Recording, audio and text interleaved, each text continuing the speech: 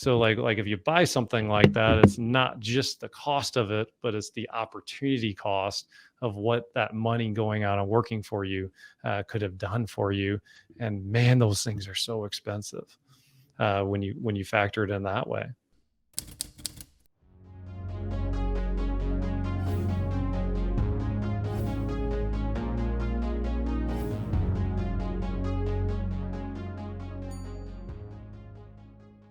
Hello, and welcome to this week's episode of the Real Estate Investors Club podcast. I'm here today with Jim Manning, who is hailing from St. Louis, Missouri. Jim is, hey, Jim, is a founder of two funds, three real estate companies, three funds, two real estate companies. Maybe I'm not getting that right. Welcome to the show. Thanks for having me. I really appreciate it. Yeah, it's two real estate funds and three companies. Yeah. I think you had it right the first time. Yeah. And I also just discovered fellow podcaster. So we're going to have lots of interesting stuff to talk about today. Usually I just start out by letting our audience get to know you a little bit. So why don't you tell me about the journey through life and through business that has led you to be on the show with me today? So yeah, absolutely. So I graduated school, and the first job that I had was for a self-made billionaire, and I was just barcoding wine. It took me 2 weeks to take a bottle out of his collection, put a sticker on it, and put it back in. So that's how much wine this guy had. At one point I had $100,000 of wine in my hand. So that's kind of the level of wealth this guy had. And it was quite the experience, because the first week that I worked for him, I was idolizing this guy. I thought, wow, this guy's like, I really want to be this guy when I grow up. His girlfriend's like incredibly beautiful, and this guy's like in his 60s, and he's wider than he is tall. And here he's dating this gorgeous girl half his age. He even invited me to his dinner with his family. And I get to dinner with his family, and within a couple of minutes, I realized that I'm there because his wife and his daughters hate him. And as the onion peels back and I get to know this individual better, I realize that, man, this guy may be a billionaire, and he's also more miserable than my parents are. And my parents are from a middle. I was proudly raised middle class, in the Midwest of America in St. Louis here. So that was a really eye-opening experience to me, to see someone that achieved the pinnacle of business success, and yet at the same time was living a very hollow, shallow, empty life. So that was really the spark of it. Like, whoa, it would be really cool to do something that I could achieve great financial success. But at the same time, I want to measure my success by what I had to give up to get it. And at the same time, I do it in a way that I don't give up my family. I don't give up my relationships. And so I started studying a bunch of different items, and fell in love with the concept of real estate investing, of buying a house, improving it, and literally improving that little piece of the world and making a home for a family. And so I kind of fell in love with that from a feel-good standpoint. And then obviously you can make a lot of money if you're really good at real estate investing. So I like that end of it too. So you can call me a altruist that also likes to make money at the same time. Yeah. Yeah. Great intro. So, we had a little conversation off camera. And you said you've been at this for 15 years, which is enough time to see different economic cycles, enough time to, I assume, have your business model go through a number of different iterations. Like, take me through that journey. You mentioned at the beginning you started out with flipping, and then eventually that turned into something else. So just take me through that, and what made you evolve your business model at each turn of the road, let's say. That's a great question, Terry. I appreciate it. So we started out flipping properties and doing short sales. We would buy a property that was in a short sale, and then we'd fix it up and then resell it. And we were able to do one at a time to start, and then we started doing two at a time. And then we started looking at our financials, and like, okay, the P&L, like we made some good money here, but in order for us to make more money, we're going to have to do more deals. And so in order to do more deals, we have to figure out a way on how to pay for the more deals, because like we were making some money and then reinvesting it into the next project at the time. So then that's when we figured out, well, we can bring in some some private individuals. They can act as a private investor for us, or a passive investor for us. We can act as an active investor, do all of the work, and they can pay for it. And then we figure out a way to split the profits. And so we started out doing that, and what was game changing for us was the amount of deals we could do was now not limited to the amount of money that we had, was only limited to the amount of money that we could raise from other people. So, this was, I just explained like the first 4 years of our business, right? And then, so then it took us about 4 years, and we started raising more capital, and we started really scaling. And we had a 10-year run where we did over 100 flips in a year. And in our heyday, like the most amount of flips that we had going at any one time, we actually scaled up to about 120 houses. And if that sounds like a lot, it was. Yeah. But So let me I wanna understand. So you're talking about like the limiting factor being capital raising, but like, I'm an operations person. I run a property management company, and yeah. I'm thinking, man, if I had 120 construction projects on the go at the same time, like I don't know how I would handle that. So how did you scale your operations side of things? Because that seems like it would have been really challenging as well. Yeah, it was not easy. We had 3 full-time construction managers, and those construction managers, had a third of the projects, and then, but they weren't actually operating as the general contractors. We had third-party general contractors that were ultimately running from job to job to job because we had enough volume to keep a lot of crews busy at that point.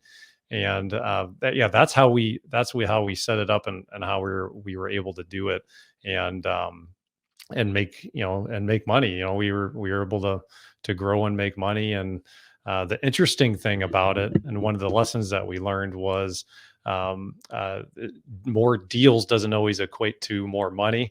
There was a year that we bought an additional 100 house pack, and we did an extra 100 deals from the year prior. So we made this huge, massive leap forward on the amount of deals that we did. But the interesting part was, because we took such a big leap forward on deal volume, we ended up netting less money at the end of the day, because the expenses and the control over the properties and running a lean project got away from us a little bit, because we weren't operationally equipped to be able to handle that big of an influx on deals. So that was an interesting lesson. And along the way, like, so that was really our income. Our income was from the flips that we were doing, right? And just the same way, like if someone's a doctor, or an attorney, or a different small business owner, you have income coming in too, right? But the neat thing was that income gave us enough to be able to reinvest into real estate and into rental properties. And that was really ultimately how we were building our net worth, and have gotten it to where it was because we didn't just flip properties to create more and more income. We held on to some along the way as well. So just to like, close the loop on that, like, so your business model started with like basically flipping houses, which is kind of, it's real estate, but it's active real estate income because it's like a real estate broker. You always got to do another deal, another deal, another deal to keep eating. You stop the deal flow, the money dries up. And so I'm hearing that you then reinvested some of that money into rental properties. And then I'm assuming that was the next kind of iteration of your business. That's right. Yeah. So we were holding on to rental properties along the way. And because I've been doing this so long, some of our flips were now getting resold 5 years later. So if we sold a property for 200, then a homeowner might have sold it for 250 or 260. And then I'm looking at the math. I'm like, well, we made $30,000 on this deal. This homeowner who didn't do any of the work, didn't take any of the risk on, is making another $40,000 on it. Like, we have this deal machine going, but on the back end, we are leaving so much money on the table by not just holding on to these investments over the long term. So then we started, this is back in 2018. I don't know the exact deal, or I'm sorry, the exact year. I think it was around 2018. We started getting a lot more serious about, okay, how do we shift our entire business model into something that acquires and holds on to its wealth as much more of our primary focus rather than do all these deals for this income and then uh, by happenstance buy another 5 or 10 rentals that year. Okay. And so You know? then I'm assuming you ran that for a little while. And then what did you see was the limitation of that that led you to want to do more passive, have a more like passive pitch now? So what happened?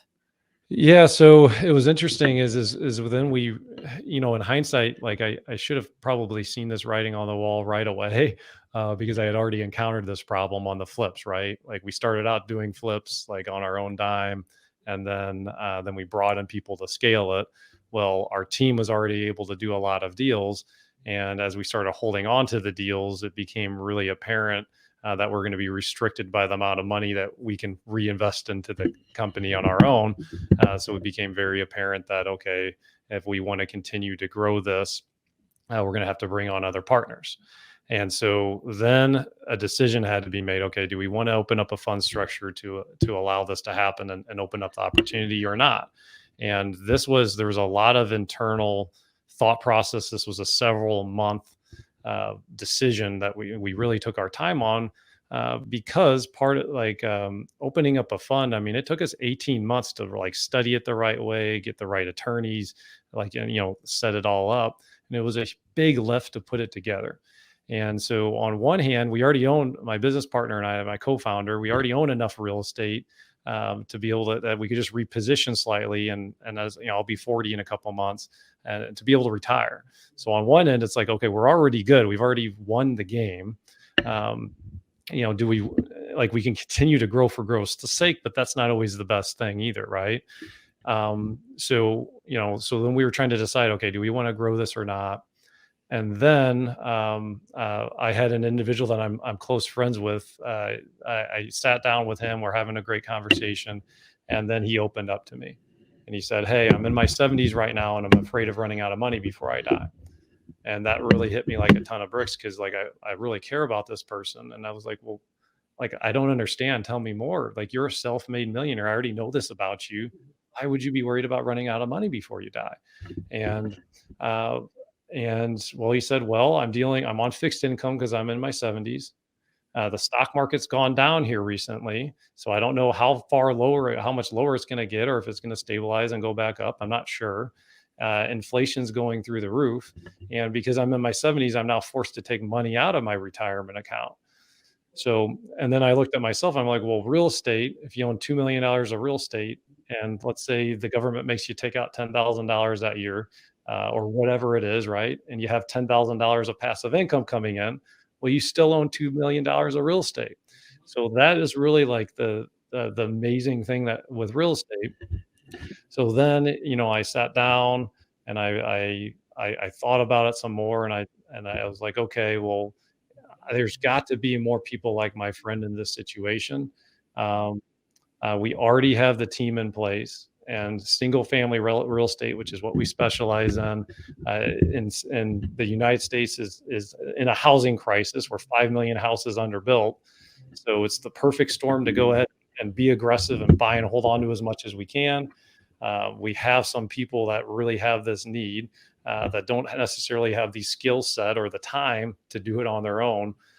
So I felt as hard as of a conversation as it was because of the empathy that I have for my friend, it also lit me up at the same time because it was like, okay, like I have a new purpose now. I can really try and help some people out and help people with not only with time and treasure, and help people live a retirement with financial freedom. So Mhm.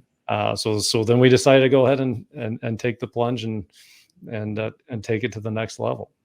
Mhm. And so I just wanna, underline a little bit of the difference that what I think is a difference between the way things function in the US and the way things function in Canada. So, um, for us, starting a fund is a massive undertaking. Like, you're talking about, $100,000 of startup costs in terms of having the thing, vetted by the government and making sure that you're not gonna be swindling and taking Mm. investors' money. Is it as difficult in the US, or is that an easier process? No, I mean, it took us about 18 months to go through the legal process and square it all away and file with the SEC. The SEC is who regulates it, and we interviewed multiple attorneys, got recommendations from multiple people, and no, I mean it. Like when I said I thought about it for a while, it was because I knew, so I thought it was going to be a lot of work to put together, and it was like, well, we're already good. Do I really want to even deal with this? And then I had that conversation with my friend, and I was like, okay, I would feel good about that, about leaving a legacy like that for people. And obviously, I'm winning at the same time for us to be able to grow it to the next level too. So it's I guess it's that theme of altruism and opportunity at the same Yeah. time, right? So then we decided to take the plunge. This is about eight, 18 months to 2 years ago. We when we really started researching it and putting this thing together. Yeah, and I mean, I think that's a really kind of a, interesting process on the life in the life of the real estate investor, maybe in the life of anybody who's doing something is like, let's say we get into the real estate game because we all read Rich Dad Poor Dad, and we all read that like, okay, maybe I'm going to be able to retire before I could normally retire, or maybe like with, my Mm. passive income, I'm going to be able to have a better quality of life, right? And so we go through this phase where we're kind of starting things up, and then you get to a point where you're like, no, like I've won the game now, Yeah. and then, but the thing is, you don't win the game and it's game over.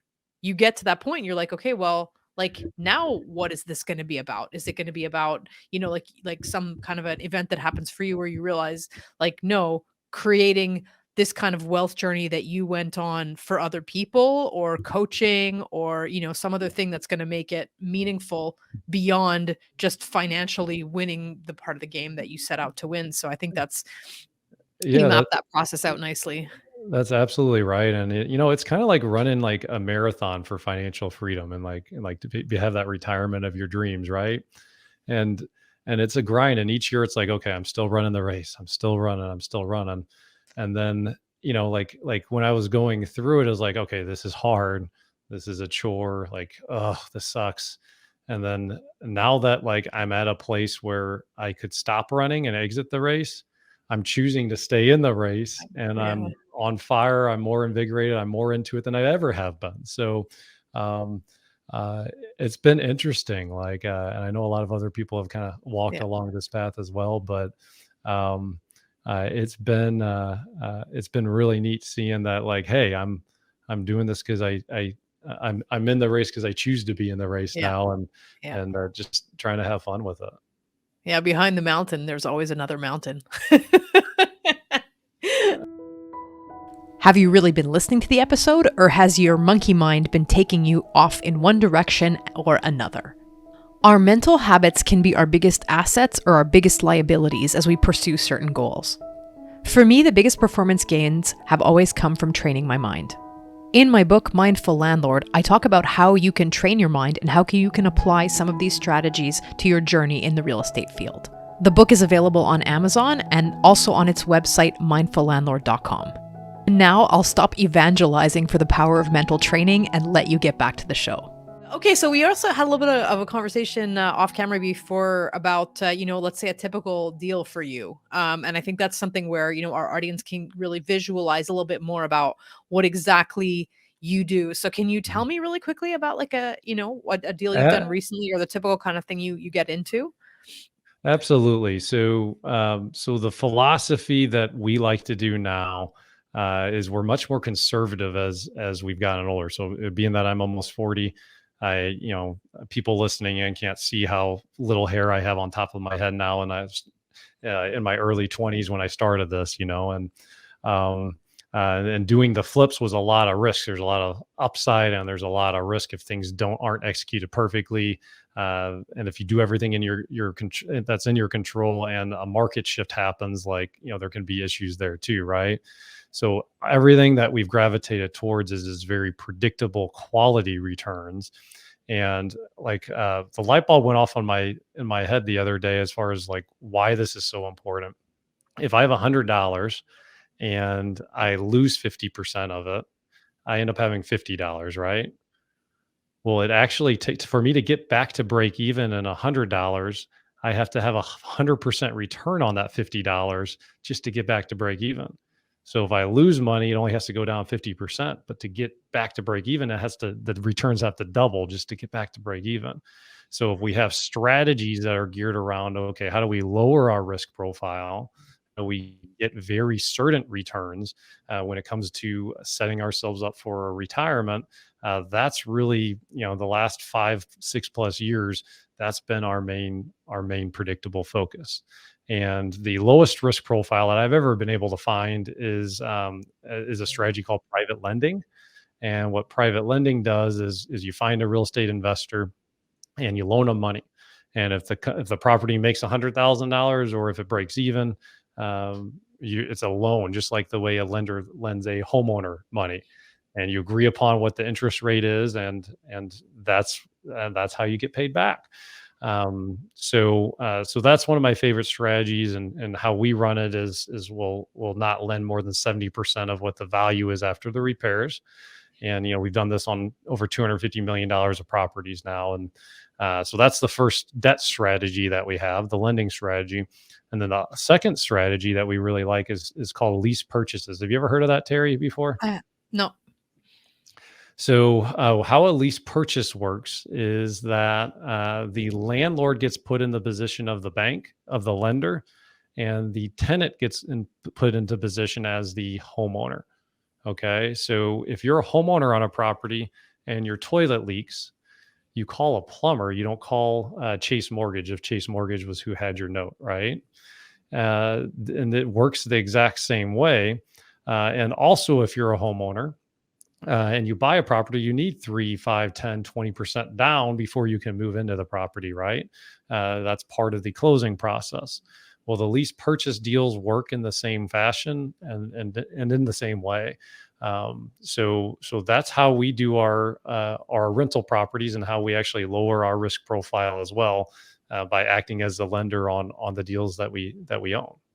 So is that rent to own? There's nuances and differences, but rent to own, lease purchase, some people will use them as synonyms, or interchangeably. Apparently I can't talk right now, but yeah, there's a little bit of nuances, a little bit of differences though to it. What's the difference?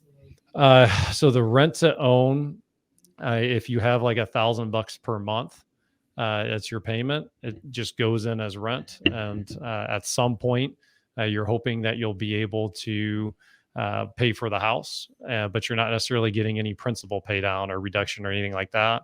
And our lease purchase model, it's set up where, okay, the payment's $1,000. Well, you get $100 of principal reduction this month, or whatever the amortization schedule says, and we treat it much more as a homeowner structure. Okay, so it's basically just that, yeah, I guess we kind of tend to, at least like rent to own is not the most common strategy in Canada because our Mhm. tenancy laws are a little bit complicated. Yeah. But so we just lump them all together. But I guess what rent to own would be that one day you have a chance to purchase the property, but essentially till that day you're still a tenant. Whereas the lease purchase is like, let's say instead of being $1,000, your payment will be 1,100, and 100 is going to you're putting it down on principal every month. Is that correct? Yeah, and everything's like negotiable, and like there's different structures that you can do, like within your strategy.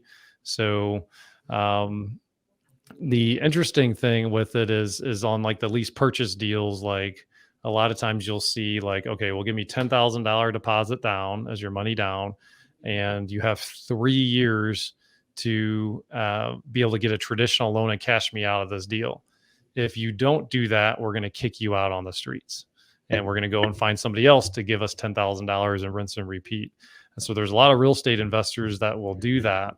And if that's the strategy that they do, I don't have a problem with that if it's not done in a predatory way. There are some people that will have $10,000+ to put down on a house, that literally have zero, like a close to 0% chance of getting everything in order so that they'll be able to purchase and buy you out of the deal in 3 years. If that's the case, if they literally don't have a chance, um, uh, that can be a little bit on the predatorial side and can give this strategy a little bit of a bad rap. how we do it is we'll actually be their bank and owner finance the deal for up to 40 years for them, so that they don't ever have to get a traditional loan or anything like that. And one of our core values is customer first. And we believe in taking care of our community and our people in it. And that's one of the little details, or the little ways that make a big difference in how we run things. So it means a lot to us that we're taking care of people and doing things the right way, in Mhm. our opinion. So Mhm. Good. So I want to shift gears a little bit and ask you, one of my pet peeves, and then this ends up coming up pretty much in every episode of the show, is, in real estate, I think there's this real tendency to refer to the Instagram feed, and it's all about the shiny objects. And I think what gets lost a lot of the time when people have been in the game for a while try to project success is we don't talk about the lifestyle hits and the like less glamorous things that we did to get where we are. So mm, I want to turn you the question and ask you, like what did those sacrifices look like for you? At what point in your life did you, make concessions in the name of one day having the success that you wanted? that's a really deep insight. I really appreciate that. What's funny is like you get into the comparison game, and it's just like, and you see, like even me, we started this with, oh, he owns 5 real estate companies, or like, like, when I was just starting out, I didn't own 5 real estate companies. I owned one real estate company for 5 years, and then we started and then we did the next thing, right? So like, this has been like a 15 plus year evolution. Amazon sold books for 3 years before it got into the next thing. So, first and foremost, like master one thing first, like don't go after multiple things. That's going to be, and then you can always add to it after a core competency has been developed. Okay. But as far as some sacrifices go, um, uh, like I have a really hard time buying things that are nice uh, that other people don't have a problem with. So, for example, I still drive a 2009 Honda Accord that's hail damaged and is dented all and beat all up. I mean, it's so bad. My business partners are like, Jim, you gotta buy a nicer car, man. And I'm just like, well, no, like I like to take my money and buy more real estate and things that will make me money. So I've like and in our beginning years, that was so critically important. Because just if you have a really good year, and let's say you make $100,000 or $200,000, if you turn around and buy a nice car, and then you buy a nicer house than you probably should too early, well, like you're not winning the game. You're just breaking even at that point. So having a discipline to take excess cash flows and then invest into something else is absolutely critical and vital to becoming financially free. And on my side of things, uh, it's an ingrained habit, and it's kind of like how I like to live my life. So, this has been a year long debate about my business partners trying to like, talk trash and make fun of my car and and everything like that. And I still don't know. It's like, okay, maybe I could or should, but it gets me from A to B. And as I'm getting older, I realize that, yeah, nice things are a lot nicer. I have a buddy, I was just riding around in a fancy car, and I was like, okay, this is pretty sweet, but uh, I don't know. I mean, it's not. I identify myself as like an investor first, not a fancy guy thing first.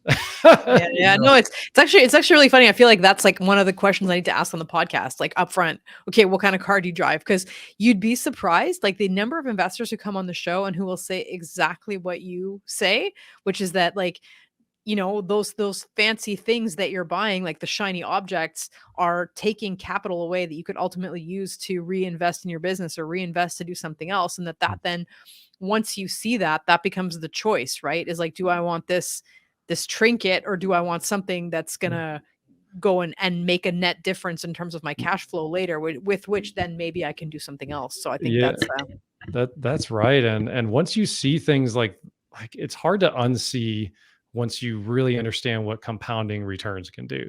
So like that $50,000. Oh, I mean, I guess 50,000 is not even that nice of a car nowadays, but that $100,000 car, um, what that money, even at an 8% return compounded over 30 years, like we're talking hundreds and thousands and millions of dollars that car actually cost you. So like if you buy something like that, it's not just the cost of it, but it's the opportunity cost of what that money going out and working for you could have done for you.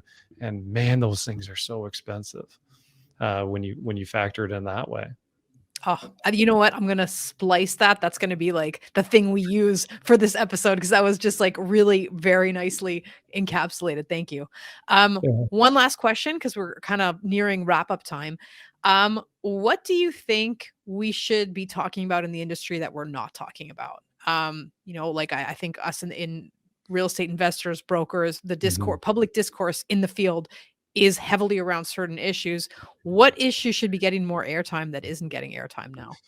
Oh man, what a loaded question. I'm going to go pragmatic here, not some of the NARs going through a bunch of stuff right now and all that.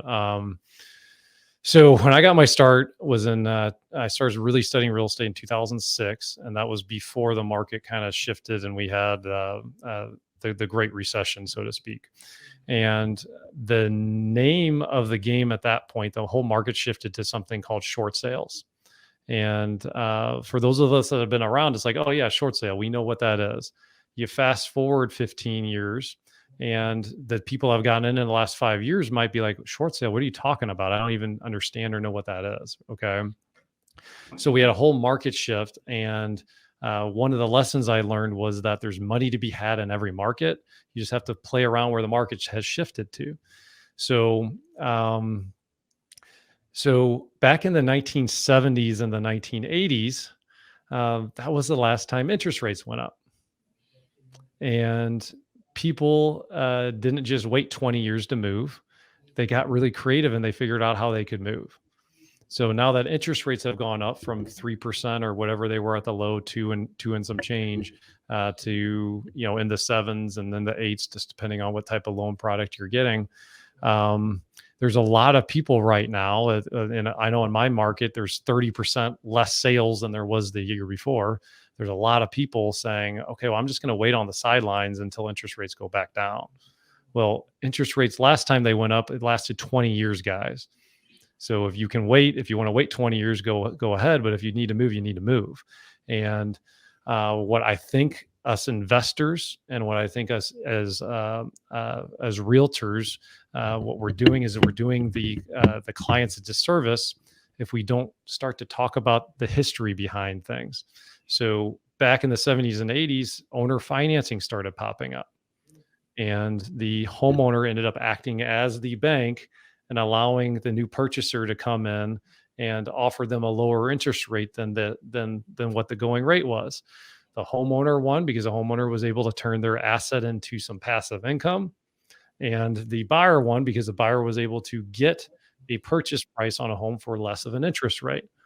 So so the whole market has shifted. We're in an owner finance market now, and it's just we're trying to figure that out now as professionals, and Mhm, we're most of us aren't really sure mhm, what it was because it was 50 years ago when this happened last. So the realtors and the investors that dealt with this uh, probably aren't actually in the industry anymore, right? mhm, So so then if we go back to the history lesson of what short sales did for us, realtors and investors ended up partnering together. There was a whole role that it was known as a short sale specialist. So the short sale specialist was typically an investor or a very investment minded realtor, and they would work short sales and negotiate with the banks for the realtors. So the realtors could do their thing and the investor could do their thing. And some of the negotiations that takes more of an investor skill set. So that partnership was formed, and the people that worked together made a tremendous amount of wealth during that market. So now we have the opportunity as an industry to do the same thing. Investors can come in with creative financing and owner financing solutions and help that end of the things. And realtors can sniff out that, hey, they're part of the 30% of the market that wants to move that thinks they can't. Well, we need to educate and tell them, hey, no, you can move now. Let me bring in my investor partner, my owner financing specialist, and let me help you with that. Mhm. Mhm. So yeah, so that's really on a pragmatic scale. Like I would love to see, I'd love to see people start to understand that and start to implement that, because we're going to be able to help more and more people out. And I have a passive income course on the Passive Wealth Show that I go into the owner turning a house sale into passive income, and I hit on this a little bit. If anyone's interested in learning more about it, it's 100% free. You know, it's not going to cost you any money, anything like that. But it can give you a little bit more details on the subject. So. Yeah, no, I think that's really a great point. And I think, you know, I've also been in the industry for like, 20 plus years. And in that time, we've seen like our economic cycles and our housing cycles in Canada are not quite following the US. We're Mhm. obviously like aware of what goes on there, but here too, there have been various different market cycles. And like when you're looking at people who have that 2, 3, 4 year time horizon, and then you have people who've been in the industry for 20 years, like we've seen more. But we haven't seen everything. And I think you're absolutely right that, there are now the people who are, 70 plus who went Mm. through the last cycle when interest rates were really high, and maybe what we need to do is listen a little bit more to the strategies that functioned back then and try to reanimate them today, because that's the reality of what's going on. So I think that's a really good point. Jim, we're out of time. Thank you so much for sharing your wisdom with our audience today. We're definitely going to drop the in the show notes the link to your course. If you get into some of that stuff, I think it's going to be super interesting. Where can people catch up with you if they want to learn more about what you do? Yeah, so passivewealthshow.com is a good place to go. And I even have a Calendly link that you can get access to my schedule if you want to hop on a call. I'm in a place right now, guys, where I'm having fun. I'm looking to help people out, and so if you go there, I think it's if you click on like the invest button, there's like a thing that will take you to my Calendly link. And then we also have another free course too available on investing in your first real estate fund, available to that for people that are wanting to learn more about being a passive investor and whether it is right for them or as well. So just trying to provide value and help people out, and hopefully I provide value for you guys today. And I appreciate your time. Thanks for having me on, Terry. Yes, thank you, Jim. Bye Yeah. bye. Bye.